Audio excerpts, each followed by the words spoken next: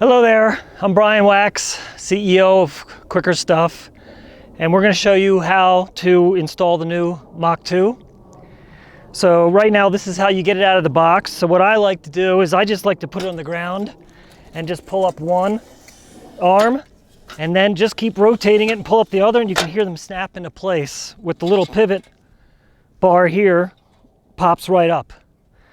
So then what I do is I grab dead center here and dead center here, so it's nice and evenly weighted, and put it in the hitch. Okay, so you'll notice, we have the one key system here, but another improvement that was made was instead of the ball, the steel ball that went through the hole, that hole would get deformed over time.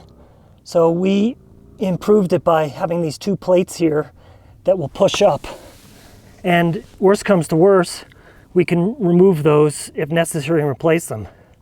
And again, the captive pin, if this doesn't fit the hole on your hitch, it's no big deal because all it has to do is go past the flange. And if it doesn't work for your car, there's a screw right here. You can just remove it. This all comes off in one piece. And that way you can use a standard hitch pin or a hitch lock. Okay, so I put in the hitch receiver and you'll notice the two pads, so you can go in different depths with this. It doesn't have to go all the way in. I lift out the safety pin. I go past the flange, because once it's past the flange, it will not come out, but you can push it into the safety hole on your receiver. And so you rotate the blue lever till it gets tight. You might want to lift the rack up and down to wiggle it so you're sure it's tight. And then once it gets tight, there's 4 holes. Push this in, keep rotating it until it pushes in. Now it's locked. All right, so obviously we have the one bike hitch here, the Mach 2. We're gonna add an add-on now. So the way I like to grab it is, I grab it, dead center, right above the trigger bar, and dead center where the push down pivot is. And I take the 2 couplers, put it in the round bars, and just literally push it down. So once it's on, you just take these 2 safety latches, rotate them over the bolt, and it's locked on there. Your last thing to do is push the button. It is now locked. Same key for the whole rack. Okay, so what I like to do is I like to push up the red lever even with this arm. Just rest my hand along here to slide it to open it. And you always want to make sure this lever is down. There's a spring in here, but it could get dirty. And that's how this thing locks. So that when I push it in and lock it in and I pull it now, it is locked. So that's what's holding that tire in. Okay, so these spools are adjustable. No tools needed again for this whole rack. So you just loosen up this gold lever here and you can slide this up and down depending upon the size of your wheel. It has one slot here, and for smaller tires, another slot here. Just get it to the position you want it. The bolt here has 4 sides to it. You got to make sure it goes in the groove, and just tighten it up, righty-tighty, lefty-loosey, and that's it. Your bike is adjusted for your tire size. Now, because the way it's designed, each tray goes higher than the other, so we'll just put on the mountain bike first.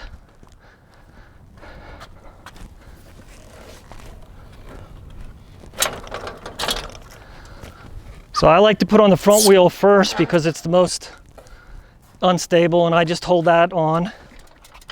And I give it a quick little push on each side, making sure that lever's down. Yes, I use my rack, and yes, it gets muddy. And that's it, it's in. Road bike, same idea. Now, because of these high pressure tires, I will not be able to push those bars, those arms in as much as I could before.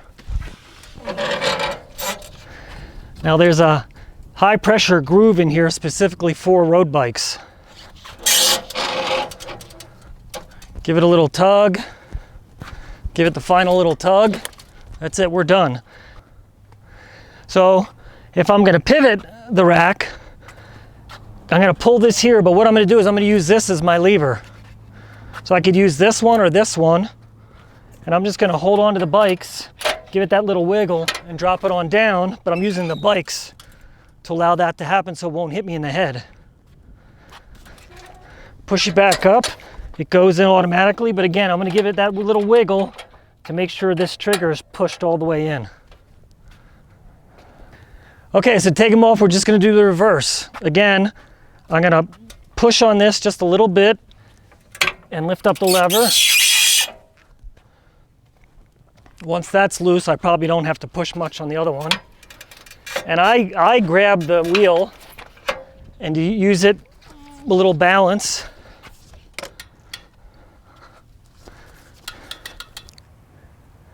Okay, so now we're going to go through the process of taking the add-on and the rack off. So I'm going to lift up the right side of the arm on the rack itself and then just rotate the barrel key in there until it pops out. I can close it again. Now I'm going to release the red latches and just pivot up. That's it, done.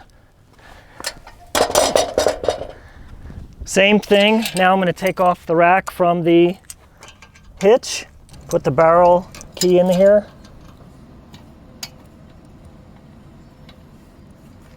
Now I'm going to pull the pin. Do is I pull the pin to the flange because I know it'll come off from that point. Again, I grab it dead center, pull it out, and that's it, we're done. Okay, so what we've added another feature to the rack is a quick release license plate. Because why?